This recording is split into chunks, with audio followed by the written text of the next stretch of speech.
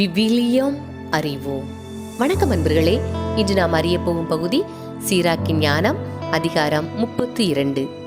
விருந்தில் நடந்து கொள்ளும் முறை. நீ விருந்துக்கு தலைவனாக ஏற்படுத்தப்பட்டுள்ளாயா? இருமாப்பு கொள்ளாதே.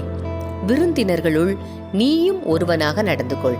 முதலில் மற்றவர்களை கவனி, பிறகு நீ பந்தியில் அமர்ந்து கொள். உன் கடமைகளை எல்லாம் நீ செய்தபின் பந்தியில் அமர்ந்து கொள். அப்போது அவர்கள் மூலம் நீ மகிழ்வாய்.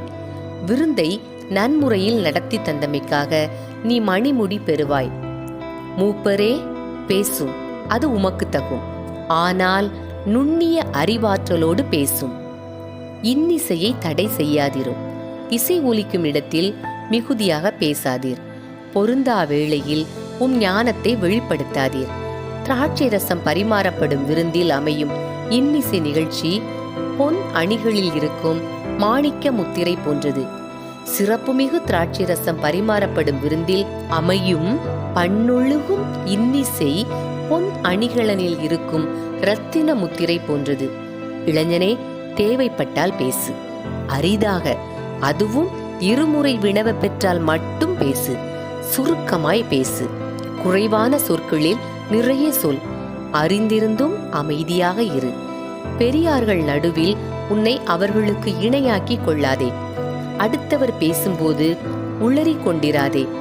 இடி முழக்கத்திற்கு முன் மின்னல் வெட்டுகிறது. அடக்கமான மனிதருக்கு முன் அவர்களது நற்பெயர் செல்கிறது. விருந்தை விட்டு நேரத்தோடு எழுந்திரு. கடைசி ஆளாய் இராதே. அலைந்து திரியாது வீட்டுக்கு விரைந்து செல். அங்கு கழித்திரு. உன் விருப்பப்படி செய். செருக்கான பேச்சுகளால் பாவம் செய்யாதே. மேலும் உன்னை படைத்தவரை போற்று.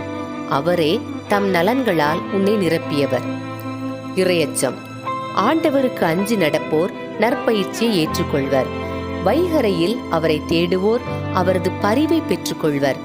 திருச்சட்டத்தை ஆய்ந்தறிவோர் அதனால் நிறைவு பெறுவர். வெளிவேடக்காரர் அதனால் தடுக்கி விழுவர். ஆண்டவருக்கு அஞ்சி நடப்போர் நீதி தீர்ப்பை காண்பர். தங்களின் நேர்மையான செயல்களை ஒளி போல தூண்டிவிடுவர். பாவியர் கண்டனத்தை தட்டி கழிப்பர். தங்கள் விருப்பத்திற்கு ஏற்ப சாக்கு போக்குகளை கண்டுபிடிப்பர். அறிவுள்ளோர் பிறருடைய கருத்துக்களை புறக்கணியார். பெருமையும் இருமாப்பும் கொண்டோர் அச்சத்தால் பின்னடையார். எண்ணி பாராது எதையும் செய்யாதே. செய்தபின் மனம் வருந்தாதே. சிக்கலான வழிதனிலே போகாதே.